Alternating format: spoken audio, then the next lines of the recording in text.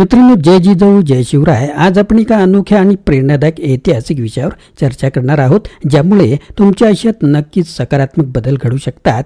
चला तर मग सुरुवात करूया आजच्या या महत्त्वाच्या आणि शिक्षाप्रद विषयाला. मित्रांनो, मनुस्मृती एक ग्रंथ जो आजही भारताच्या सामाजिक, धार्मिक आणि सांस्कृतिक इतिहासावर गहिरे प्रभाव टाकतो. परंतु या ग्रंथामागे दडलेली कथा, त्याचा मूळ उद्देश आणि त्याचे समाजावर झालेले परिणाम आजही अनेक विवादांना जन्म देतात.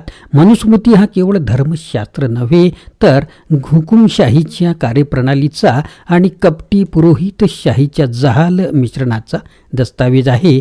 या ग्रंथाने केवळ समाजातील ब्राह्मणेतर शूद्र आणि स्त्रियांच्याच नव्हे, तर धर्माच्या नावावर चाललेल्या असमानतेच्या पायांना बळ दिले. आजच्या व्हिडिओमध्ये आपण मोरेश्वर महादेवराव देशमुख म्हणजेच मोम देशमुख यांच्या मनुस्मृतीवर नवा प्रकाश या ग्रंथातील 4थ्या प्रकरणावर आधारित चर्चा करू, ज्याचे नाव आहे मनुस्मृती. पृष्ठ क्रमांक 26 ते 29 मधील महत्त्वपूर्ण मुद्द्यांवर प्रकाश टाकत ऋषी मनु वेद प्रामाण्य, भृगुवंशीय मनुस्मृती आणि प्रबोधनकार ठाकरे व डॉक्टर बाबासाहेब आंबेडकर यांच्यासारख्या विचारवंतांचे या ग्रंथाबाबतचे विचार उलगडू. चला एकत्र येऊन समजून घेऊया, मनुस्मृती हा फक्त धर्मग्रंथ होता की सामाजिक हुकुमशाहीचे साधन. मित्रांनो, आजच्या व्हिडिओतील आपले महत्त्वाचे मुद्दे कोणते असतील तर पहा.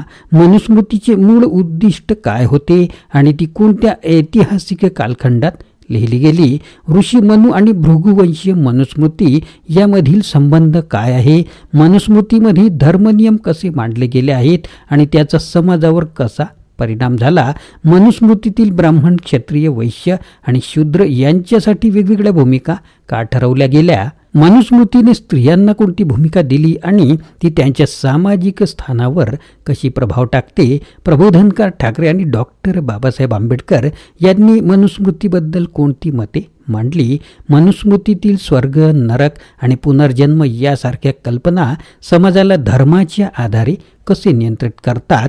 मनुस्मृतीचा ब्राह्मणेतर जमातींवर आणि अल्पसंख्याकांवर काय परिणाम झाला. मनुस्मृतीला हुकुमशाहीचे साधन का म्हणावे लागते. प्राध्यापक नरहर कुरुंदकर यांनी मनुस्मृतीबद्दल काय विश्लेषण केले.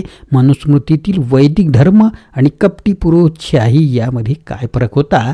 मनुस्मृतीची उत्पत्ती सनातन हिंदू धर्माशी कशी जोडली जाते. सामाजिक असमानता निर्माण करण्यासाठी मनुस्मृतीचा उपयोग कसा केला गेला. मनु कोण होता आणि मनु किती होते या प्रश्नांची योग्य उत्तरे काय आहेत.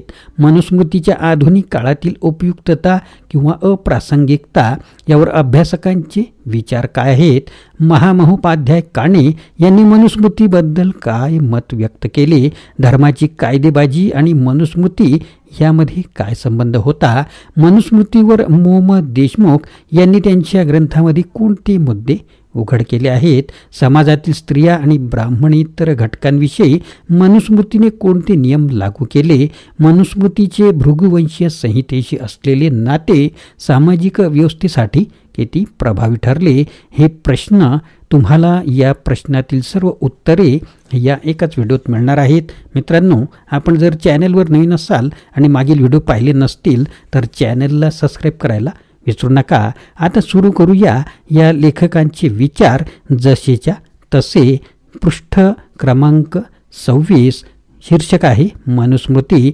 या ग्रंथ प्रयोजनाच्या दृष्टिकोनातून मनुस्मृतीतील महत्त्वाच्या ऋचांचा परामर्श घेण्यापूर्वी या स्मृतीचा ढोबळ परिचय करून घेणे इष्ट होईल. मनुस्मृती ही वेदावर आधारित वेद प्रामाण्य मानणारी असल्याने तिला परंपरेने धर्मग्रंथ म्हणून मान्यता प्राप्त झाली आहे. स्वतः मनुस्मृतिकारही हे धर्मशास्त्र असल्याचे प्रतिपादन करतो व तसा उल्लेख प्रत्येक अध्यायाच्या शेवटी इति मानवे धर्मशास्त्रे भृगुपोक्ताया संहिता असा करतो. मनुस्मृती इसवी पूर्व 200 ते इसवी 200 या 400 वर्षाच्या कालखंडात केव्हा तरी रचल्या गेली असे बहुतांश अभ्यासकांचे मत आहे. परंतु हा मनुस्मृतीतील श्लोकांच्या संकलनाचा काळ होता. त्यापूर्वीही अनेक शतके यातील काही श्लोक परंपरेत मनुचे मत म्हणून मौखिक परंपरेने चालत आलेले आहेत. मनुस्मृतीतील श्लोक हे एकाच व्यक्तीचे नाहीत. महामहोपाध्याय काने यांच्या मतानुसार काही भाग थोडा पूर्वीचा व काही थोडा नंतरचा आहे. वेगवेगळ्या कालखंडात वेगवेगळ्या रचनाकारांनी यातील संकलित श्लोकांची रचना केल्याने परस्पर विसंगती व पुनरुक्ती आढळून येते. मानवाचे ऐहिक व मृत्यूनंतरचे जीवन समृद्ध होण्यासाठी त्याने कशा प्रकारचे आचरण करावे हे सांगण्यासाठी ब्रह्मदेवाने निर्माण केलेले धर्मशास्त्र स्वयंभूय मनुला प्राप्त होते.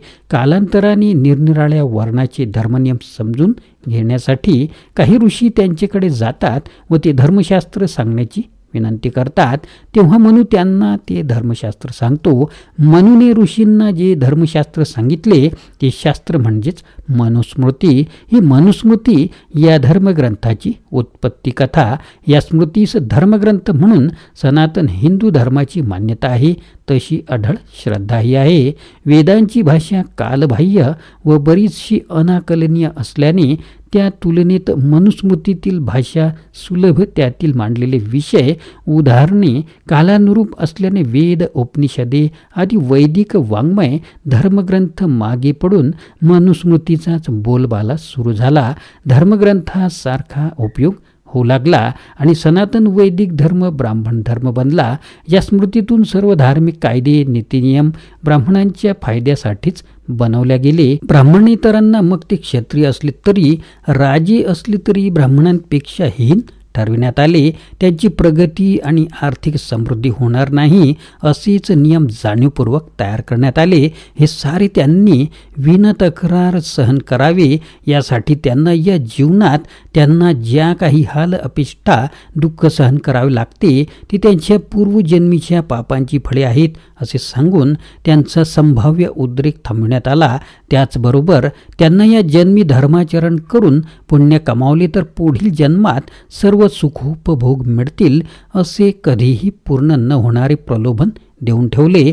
मनुस्मृतीच्या धर्मनियमांची सर्वात जास्त आच लागली ती ब्राह्मणेतर जमाती आणि सर्व वर्णाच्या स्त्रियांना. मनुस्मृतीच्या अनेक अमानवी, अनैतिक, कठोर, निर्दयी धर्मनियमांनी त्यांना जिवंतपणीच नरकवासात ढकलून दिले. त्या काळीही भटब्राह्मण हे प्रजनन क्षमतेच्या दौर्बल्यामुळे म्हणा किंवा अन्य कारणांनी म्हणा अल्पसंख्यच होते. परंतु अधिकार गाजविण्याची, श्रेष्ठत्व मिळवण्याची, ऐतखाऊ ऐशारामाची जीवनाची हाव मोठी हे विनाशायास मिळत राहावे यासाठी धर्माच्या बलिष्ठ आधाराची नितांत आवश्यकता होती.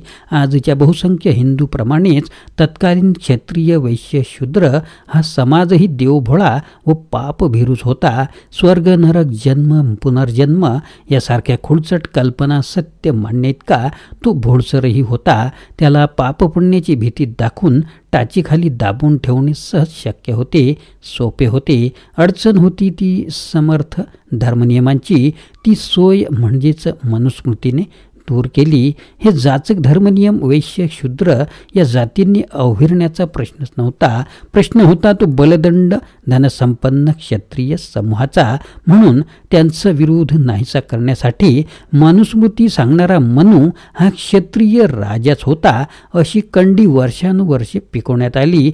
ब्राह्मण केवळ क्षत्रियांचेच नाही तर गोबेल्सचेही बाप ठरले. मनु हा क्षत्रिय राजाच होता हे खरे मानून राजाज्ञेमुळे क्षत्रिय वाघांची ब्राह्मणापुढे शेळी झाली. मनुस्मृतीतून धर्मनियम सांगणारा मनु जर क्षत्रिय राजा असता तर त्याने आपल्या क्षत्रिय वर्णास ब्राह्मणांपेक्षाही हीन दर्जाचे का मानले असते याचाही कोणा क्षत्रियाने तारतम्यानं विचार केला नाही. आजही मेंदूला विनाकारण ताण नको म्हणून वाचन, मनन, चिंतन करताना आजचे बहुजन फार कमी दिसतात.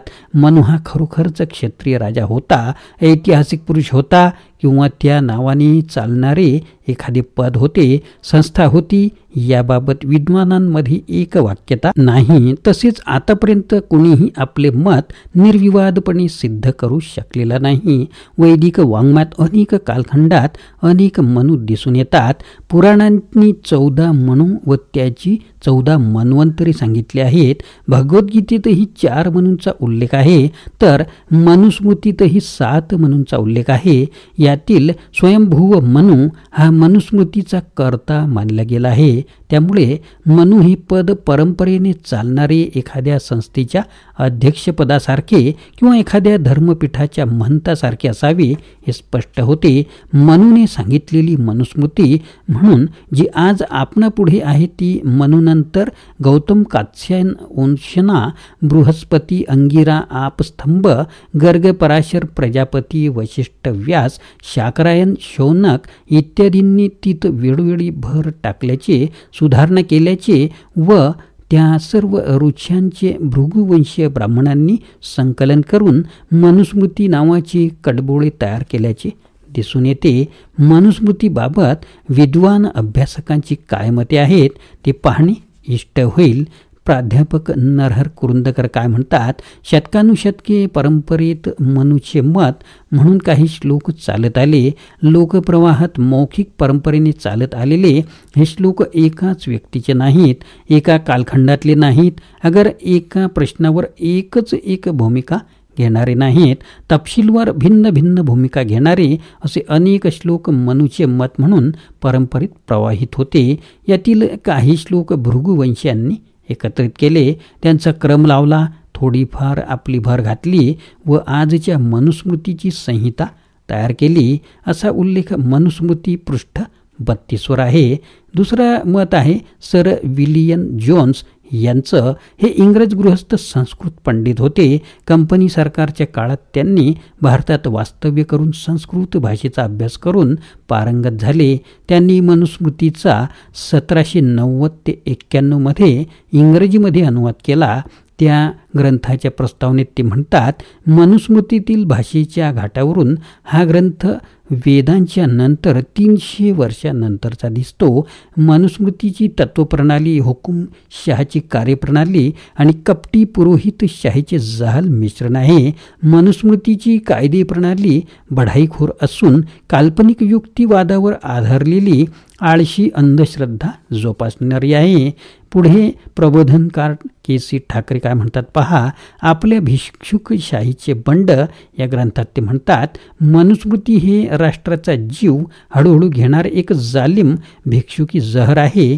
ते वरून शर्करा व गुंठित असल्याने कोणीही ते निमूटपणे गिळतो. भिक्षुकशाहीच्या अरिरावी वर्णाश्रम अधर्माची कायदेबाजी दाखविणारा ग्रंथ हाच. या भिक्षुकी बायबलात ब्राह्मणांची अवास्तव आणि आटोकाट स्तुती करून ब्राह्मणांची तळी आकाशापेक्षा उंच उचलून धरण्यात आलेली असल्यामुळे सोटा हे जसे काबुली पठाणांचे दैवत, त्याप्रमाणे मनुस्मृती हा ब्राह्मणांचा एक दैवत ग्रंथ होऊन बसला आहे.